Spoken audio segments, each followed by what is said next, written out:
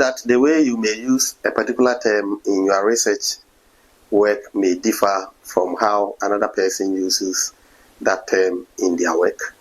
And do you also know that a term that you are familiar with because you are in a particular field, somebody may not be familiar with it?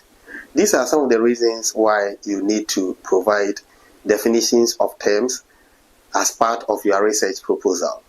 This video is about that. Subscribe to the channel if you have not, and share the link for others to also benefit from the resources that we have available on this channel. This section of the research proposal is expected to define all terms that are pivotal, that are so significant to the understanding of the study.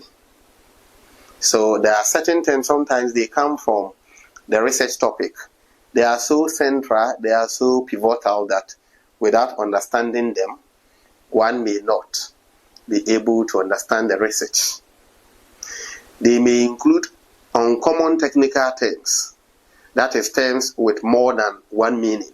So if the term that you are using in the research topic or any part of your study has more than one meaning, then you must tell us what it means within the context of your study.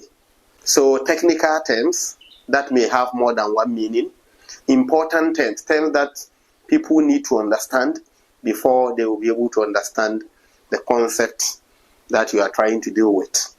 So for example, if the topic is a contextual political theology for Ghana, then political theology, that expression for me needs to be defined because it is a key term in my topic.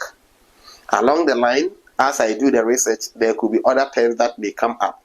And as and when those terms come up for the first time, I will have to decide to define them or not, depending on whether without defining them, they may affect people's understanding or not. There are no limits as to how many of these terms you are expected to define. You define as many as needed. You don't have to define terms for defining sake. You have to define them because they have to be defined. I like what Kevin Smith says about this. This is what he says. Define, and I quote, as many as necessary, but as few as possible, unquote. As many as necessary, but as few as possible. So you can define many of them. You can also define few, depending on whether you need to define them for people to be able to understand, or they don't matter so much. In some cases, there may be no need to define any term at all. In the course of the work, less pivotal terms may come up, and when they do, you simply define them, and that definition should come when they appear first in the work. Do not just define terms, but define only relevant terms. I believe you will be able to do as expected of you, and I know this video has benefited you, and you continue to download videos from this channel. I urge you to put your comment, your questions there, and I will interact with you.